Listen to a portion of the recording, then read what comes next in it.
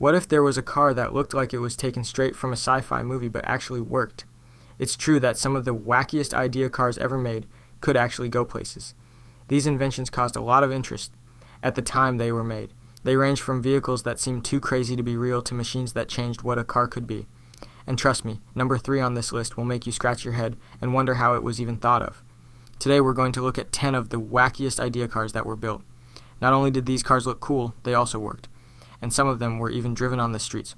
Don't believe that the world of idea cars is only made-up stories. These ideas show that the future of car technology is often stranger than fiction. Let's begin with 10 and count down. The Firebird from GM. To start, we have the GM Firebird I, which looks like it came straight from an episode of The Jetsons. The first time this car was shown was at the 1956 GM Auto Show. It looked like it belonged on a rocket launch pad instead of a highway. The Firebird, I made a strong statement with its sleek, futuristic body and seat that made you feel like you were in charge of a rocket. Its body was made to look like it was floating, so you couldn't even see its wheels. But there's a catch. It worked even though it looked like it couldn't fly. It could go as fast as 150 miles per hour and had a turbine engine, which was a new idea at the time. It was never put into production, but it paved the way for future cars driven by turbines and gave car fans a look into the future. The 1956 Buick Centurion is number 9 on the list. With its sharp angles and lots of chrome, this idea car pushed the limits of what was possible in car design. But this car was really one of a kind because it was the first to have power-assisted brakes, not just because it looked cool. That was new and different in the 1950s. Think about how different it was to drive before there were auto brakes. It wasn't just about the tech, though. There were times when the Centurion looked so far ahead of its time that it made people wonder if Buick had borrowed ideas from the future. With its 2 headlights and big fins, it looked like it was moving fast even when it wasn't. The Centurion had an impact on Buick's future designs and stood out at car shows, but it was never made available to the public. This is the Chrysler turbine car. Things are going to get even more interesting soon. The Chrysler turbine car is one of the most well-known concept cars that truly worked. It was made in 1963. This wasn't just an idea car to look at from afar. It was meant to show what the future of car power could be like. The turbine car didn't have a regular fuel engine. Instead, it had a turbine engine, which is similar to the engines in jet planes. People really drove this car, so it wasn't just an idea. The company actually made 50 prototypes and sent them to regular drivers across the country to test. Different types of fuel, like gasoline, kerosene, and even tequila, could power the car. On the road, the turbine engine sounded like a jet engine, and even though it looked like something from the future, the ride was smooth and quiet. The trouble was that the car wasn't very useful and cost a lot to make. Chrysler gave up on the project in the end, but it is still one of the strangest and coolest working ideas in the history of cars. The 1938 Buick Y-Job is number 7 on the list, a car that was decades ahead of its time. Harley Earl designed the Y-Job, which was a real idea car for cars. Its sleek, curved shape would be a model for cars for years to come. It was the first car with auto windows and headlights that could be folded down. At the time, these features were so new and different that most factory cars didn't even have them until years later. The Y-Job wasn't meant to be a mass-market car, but its smooth, efficient lines did have an impact on many other cars that came after it. This car, which combined art and tech into one amazing package, was pretty much the first concept car of our time. The Lancia Stratos Zero from 1970. Next, we have the 1970 Lancia Stratos Zero, which is one of the most interesting concept cars ever made. This car looks like it came from the future if you've seen it before.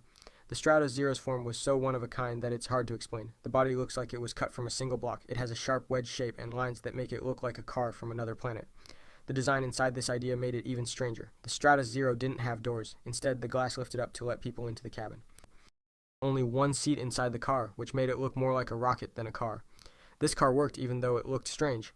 It had a small V4 engine and was never put into production, but it did have an impact on the form of later Lancia cars, especially the Stratus rally car.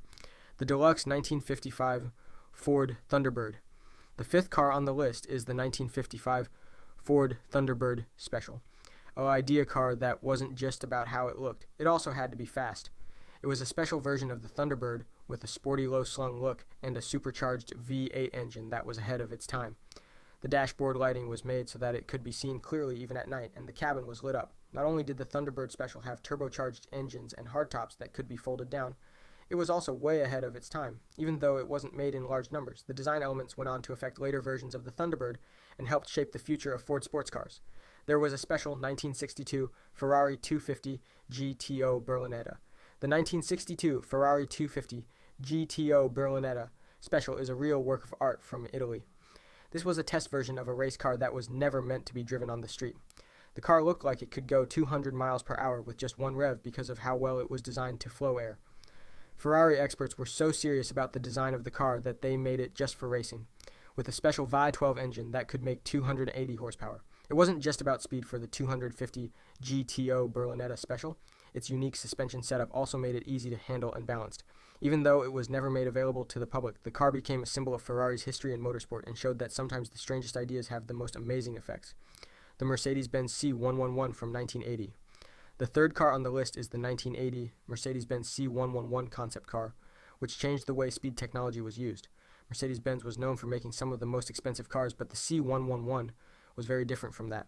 A rotating engine was in it, which was a new idea for Mercedes that had been around since the 1960s.